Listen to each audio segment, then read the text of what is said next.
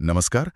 आज हम अष्टावक्र महागीता के 5वें भाग पर ओशो के कुछ प्रवचनों की गहराई में उतर रहे हैं। हाँ, ये सूत्र ज्ञान की परम व्याख्या माने जाते हैं। बिल्कुल। और आज का मकसद है इन सूत्रों से स्वतंत्रता, अहंकार और मन की प्रकृति पर कुछ जो सबसे जरूरी विचार हैं उन्हें समझना। शुरुआत के लिए अष्टावक्र का एक सूत्र बहुत दिलचस्प है। हाँ, वो वाला। वासना मुक्त स्वतंत्र पुरुष वो प्रारब्ध रूपी हवा से प्रेरित होकर सूखे पत्ते की तरह कर्म करता है। शुष्क पर्णवत। हाँ, शुष्क पर्णवत। ये सूखे पत्ते का जो रूपक है ना, ये बहुत गहरा है। ओशो इस पर काफी जोर देते हैं। इसका मतलब क्या है? मतलब बिल्कुल निष्क्रिय हो जाना? नहीं नहीं, निष्क्रिय नहीं, बल्कि कर्ता होने के भाव से मुक्त होकर कर्म करना। आप सोचिए, जैसे सूखा पत्ता, वो हवा के जोर से उड़ता है। हाँ। वो कोई योजना नहीं बनाता, कोई विरोध नहीं करता, बस हवा के साथ बहता है। तो यहाँ प्रारब्ध मतलब कर्मों का वो प्रवाह, वो वेग जो पहले से है। अच्छा। तो स्वतंत्र पुरुष उस प्रवाह में जीता है, लेकिन मैं कर रहा हूँ का बोझ नहीं होता। कर्म तो हो रहे हैं, पर कर्ता वो नहीं है। ये सोचने वाली बात है। सूखे पत्ते की तरह बहना। और फिर अष्टावक्र संसार की बात भी करते हैं। अब आमतौर पर तो संसार मतलब ये दुनिया, लोग, चीजें। सही कहा। लेकिन यहाँ शायद मतलब कुछ और है। बिल्कुल। यहाँ संसार का असली मतलब बाहरी दुनिया नहीं है, पेड़ पहाड़ ये सब नहीं। तो फिर असली संसार तो हमारे हमारे भीतर बसा है। हमारी वासनाएं, इच्छाएं, वो सारी महत्वाकांक्षाएं। अच्छा। हाँ, यही वो जाल है जिसमें मन फंसा रहता है। तो मुक्ति बाहर की चीजें बदलने से उतनी नहीं मिलती, जितनी अपने अंदर के इस संसार को, इस खेल को समझने से। तो फिर जो बंधन है उसका असली कारण हमारे कर्म नहीं हुए, बल्कि हमारा अहंकार, वो मैं करने वाला हूं वाला भाव। हाँ, सूत्र ठीक यही कहते हैं। बंधन कर्म से नहीं, कर्तापन से है, अहंकार से है।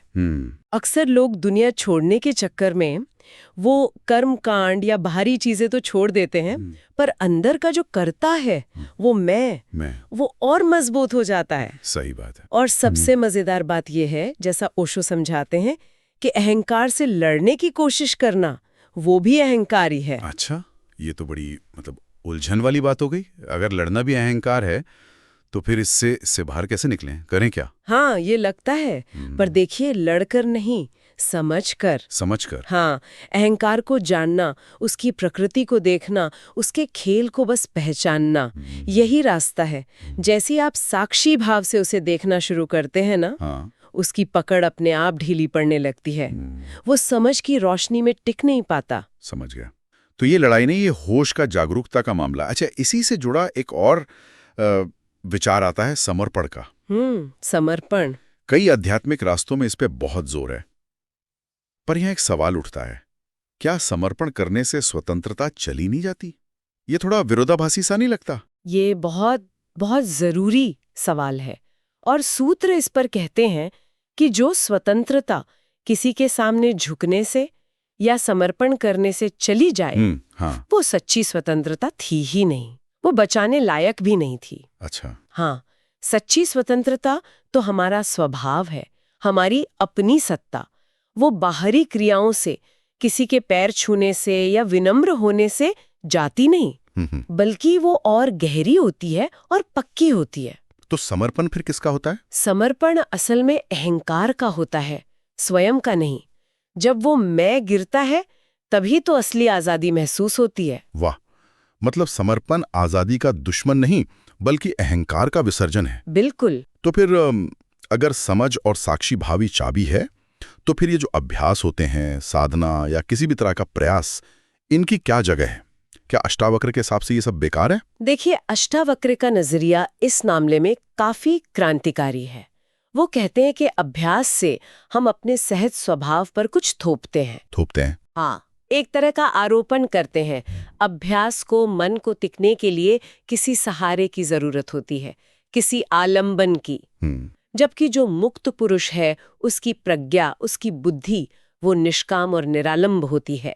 मतलब बिना किसी बाहरी या मानसिक सहारे के वो अपने सत्य में टिका होता है। निरालंब, बिना सहारे के।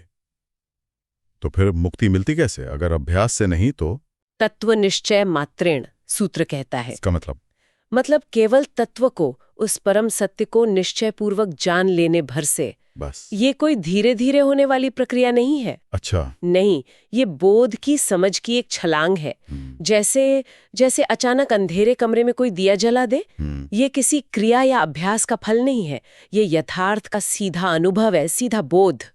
तो अगर हम इन सब सूत्रों का सार निकालें तो बात यह हुई कि असली आजादी अहंकार और इच्छाओं के खेल को समझने में है। हाँ, और मैं करता हूँ, मैं भोगता हूँ, इस भ्रम से पार जाने में। और जीवन को किसी बनावटी कोशिश से नहीं, बल्कि एक साक्षी भाव से, सहजता से, वो सूखे पत्ते की तरह जीने में है। बिल्कुल सही कहा, एकदम सहजता से। और अंत में सभी सुनने वालों के लिए एक विचार छोड़ जाते हैं सोचने के लिए। हाँ, जरूर। क्या हो अगर मुक्ति कोई ऐसी चीज ना हो जिसे हमें भविष्य में कहीं जाकर पाना है, बल्कि वो यहीं हो, इसी पल में पूरी तरह मौजूद।